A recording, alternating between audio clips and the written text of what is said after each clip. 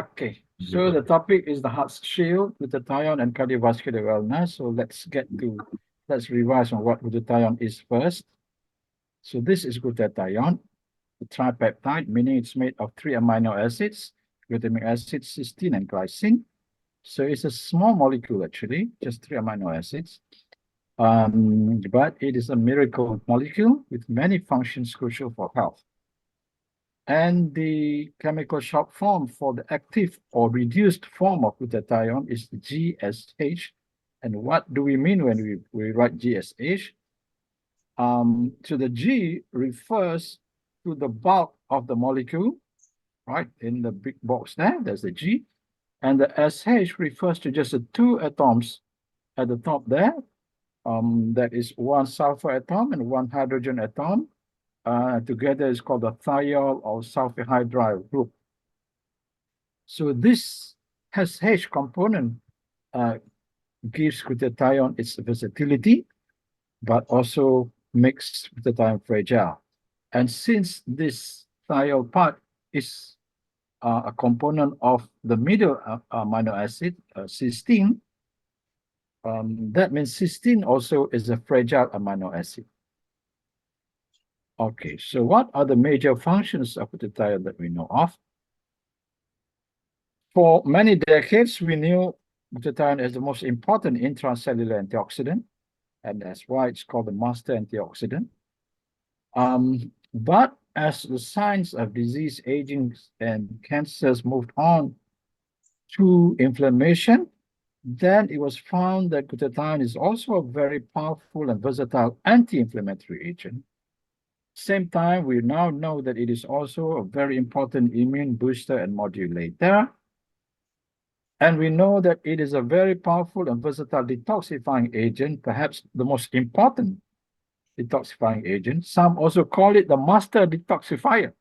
It's not only the master antioxidant, it's also the master detoxifier. And now the science is talking a lot about the role of signaling molecules, and it turns out that glutathione is a major signaling molecule for the body. And there are many other functions. Glutathione has so many functions. There's no system that does not require glutathione. Okay, so when we zoom into cardiovascular disease, 20 years ago, 2004, it was already established by studies that low level of total glutathione is associated with higher risk of cardiovascular disease, especially in those who already have cerebrovascular disease, right? So you have cardiovascular disease, the heart and the blood vessels. You have cerebrovascular disease, the brain and the blood vessels. For example, diseases of the carotid arteries related to the cerebrovascular component. Okay, and more recently, of course, since 2004, many studies have been done on glutathione and its role in cardiovascular health and disease. Oh, Rachel, need to mute.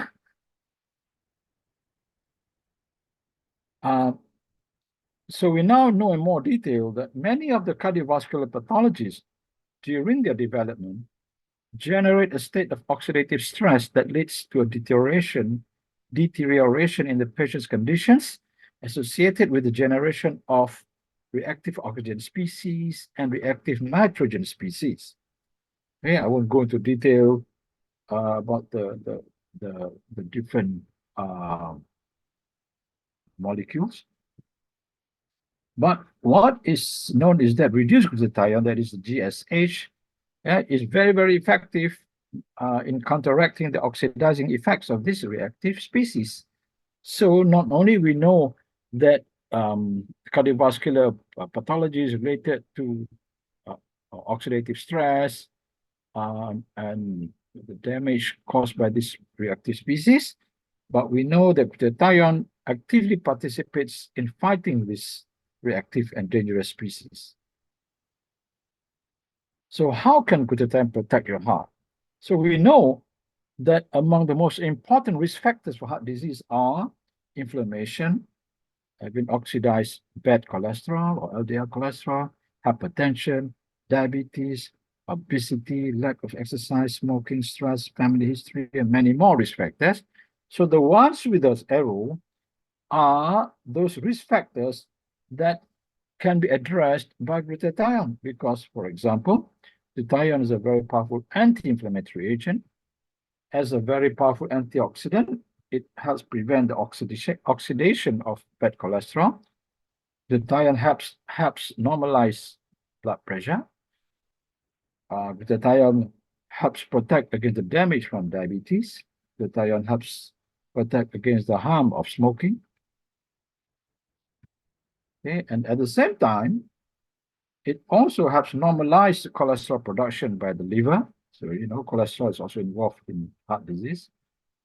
And it improves nitric oxide production. Again, nitric oxide plays a very important role in heart health.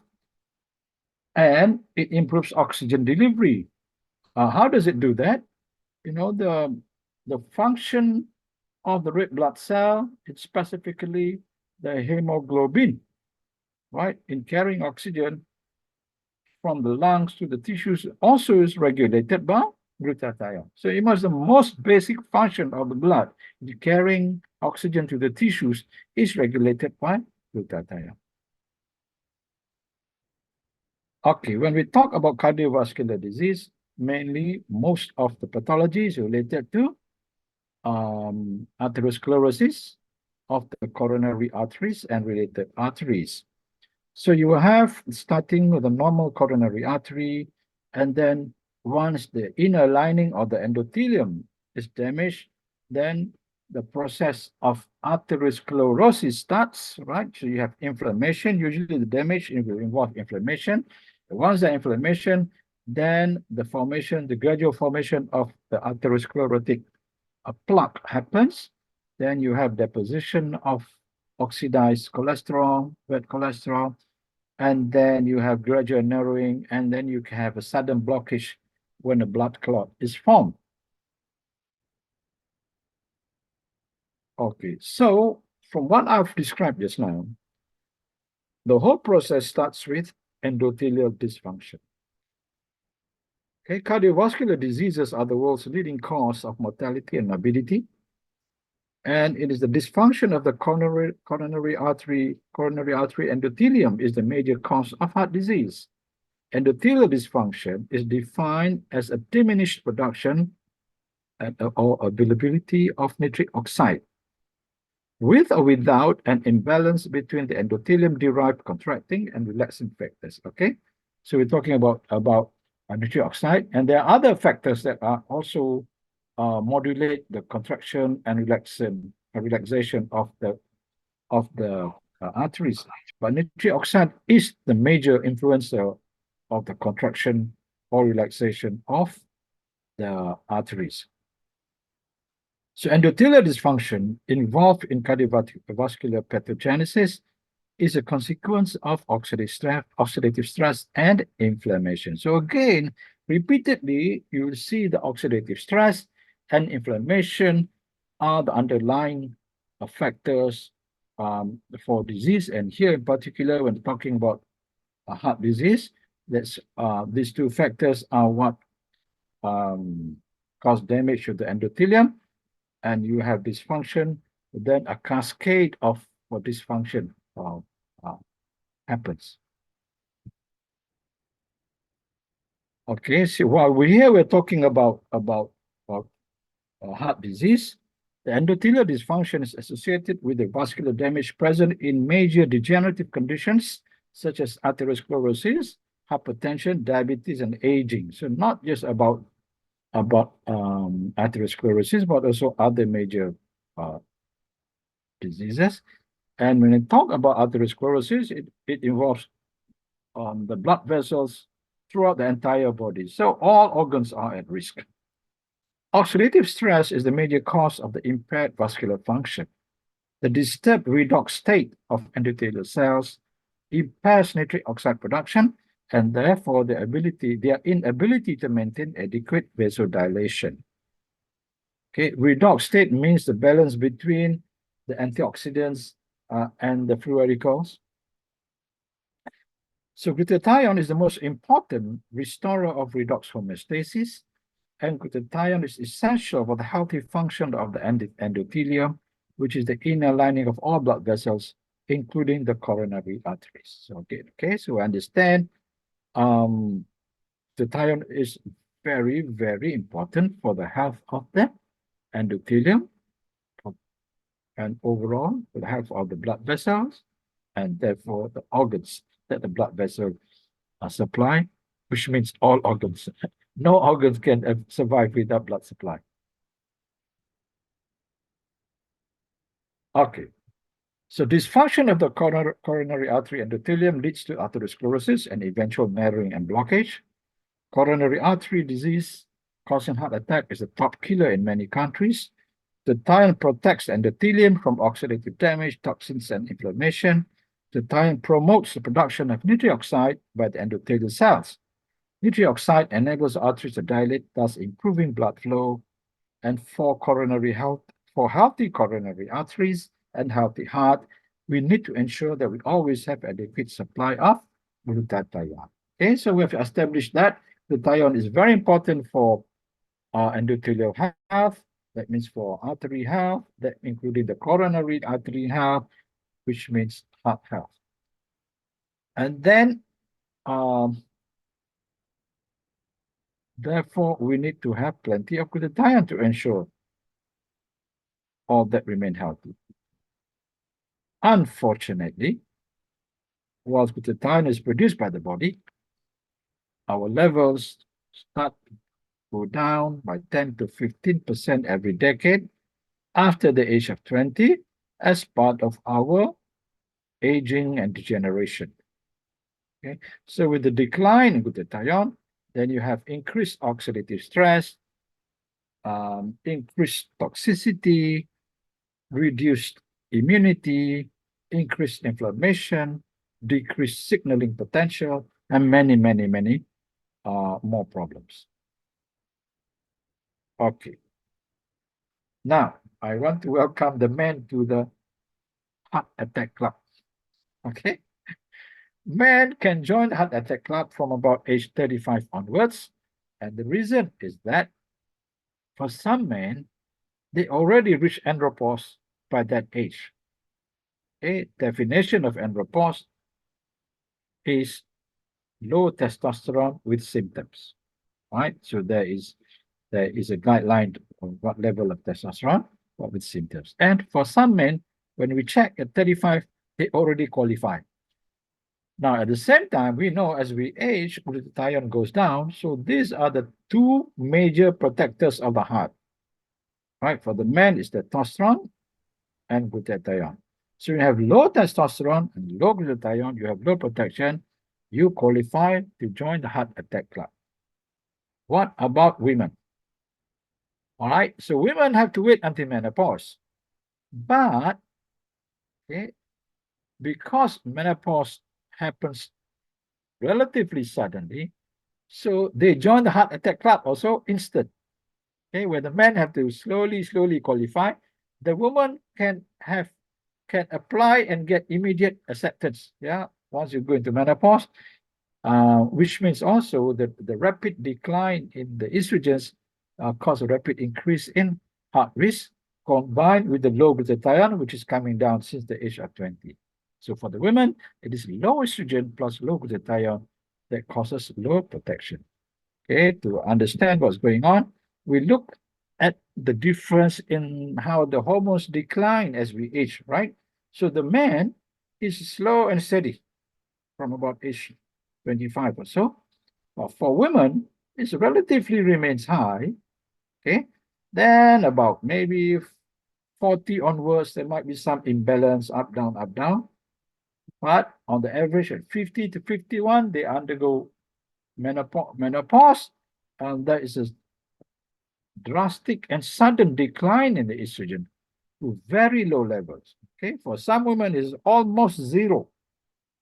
Okay, so you know that's very drastic decline. Okay, so this is on the background of the decline in glutathione, as we mentioned earlier on. The decline in glutathione in both the men and women mimics the decline in the testosterone. That's slow and steady. So with that, then it's not surprising, and you can understand why our heart attack risk is like this. Okay, so for the man, it's slow and steady increase, right? As both the testosterone and the glutathione decrease. But for the woman, until the age of menopause, even though there is decline in glutathione, the estrogen is still protecting the heart enough that they rarely get heart attack before menopause.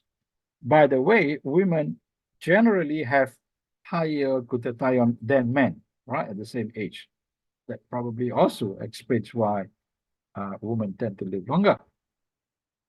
But when it comes to heart attack risk, as you look, because of the rapid rise in the risk, by about 15 years after menopause, the risk of women having heart attack may supersede the risk of the men of the same age.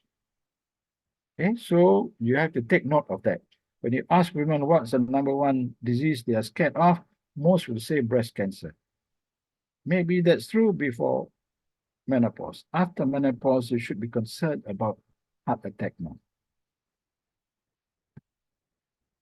So with that scenario, how do we increase glutathione? First, we need to know that glutathione taken orally is not well absorbed, even though there are some foods that we eat that are rich in glutathione. But studies have shown that you cannot rely on food sources to improve your glutathione levels because, as explained in the beginning, glutathione is fragile, and especially if you cook, it gets denatured, and then if you eat, it gets digested. So very little is absorbed. But scientists have discovered that we can get the body to manufacture our own glutathione by providing the precursors or the raw materials. Now remember, glutathione is made of 3 amino acids, glutamic acid, cysteine, and glycine. And the researchers have discovered that we only need to supply the cysteine because glutamic acid and glycine are usually plentiful in our diet. But cysteine is the one that is missing in our diet, or rather lacking in our diet. And also remember, cysteine is fragile. So even if you take cysteine-rich foods, and then if you cook especially, they become denatured. So the most important precursor because of this is cysteine. So we have to provide a stable form of cysteine that will not be digested and that will be absorbed. Okay, and right now, the most efficient form of stable cysteine, efficient in terms of increasing glutathione, is a molecule called ribosine. So what is ribosine? Ribosine is a patented nutrient, which is actually D-ribose L-cysteine, shortened to ribocysteine and trademarked as ribosine. And this is a result of research of the Max International Company. And so with this molecule, D-ribose and L-cysteine, then the cysteine is absorbed and utilized by our cells to make glutathione. And the ribose, which is used to stabilize the cysteine, to protect it from digestion, itself is useful because our cells then use it to make ATP, which is a molecule which carries energy. And ATP is needed in the synthesis of glutathione. So when you take ribosine, you get both the cysteine to make glutathione and increased energy that's required to make glutathione. So that probably explains why ribosine is 300% more efficient than the next best precursor, which is NAC. So in terms of efficacy, if efficacy in boosting glutathione levels, if whey protein increases glutathione by a factor of 1, right? Whey protein has cysteine, has methionine, which can be converted to cysteine. Then NAC is 8 times more efficient than whey protein. And ribosine is 3 times more efficient than NAC, which means it is 24 times more efficient than whey protein. Okay, so we have two products. One is Max1, which is 100% ribosine, and we have in ribosine, because of the ribose, then we have the benefit of all what we mentioned about glutathione, plus all the benefits of having added ATP. Okay, so what can you expect from the ribose? You get better blood flow in the heart and muscles, enhanced energy recovery in heart and muscles, and better recovery from stress and exertion, better performance, and better endurance and stamina, faster recovery from fatigue and exercise and sports, and then prevents and relieves soreness, stiffness, cramps in muscles during and after exercise. Some cardiologists who believe in nutrition actually use ribose to help their patients have better heart health, right? Especially those who are suffering from ischemic heart disease, or who are recovering from heart attack and heart surgery, or just generally to improve heart function and the quality of life in their heart patients. Okay, so it is not just for those with heart disease, it's also for us who are healthy. Our hearts can all benefit from having extra ATP, which we get from having ribose in ribosine. So you get both the benefits of added glutathione and added ATP. So you get that if you take Max1.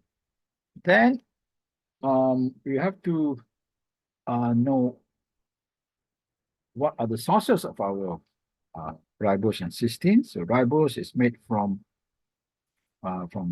maize, and the cysteine, our source is a vegetable source by fermentation process, compared to the most common commercial source of cysteine is duck feather, right? So ours is not duck feather, but from vegetable source. It's why certified halal and kosher. Okay, so with Max1, you can expect a very efficient boost in glutathione, 300% better than the next available, the next best precursor. We also have another product, Longevity, which is ribosine plus 12 other ingredients, which have many other health benefits. And they also help boost glutathione function, and combined with all the added benefits, then Longevity is indeed an anti-aging powerhouse. So thank you very much.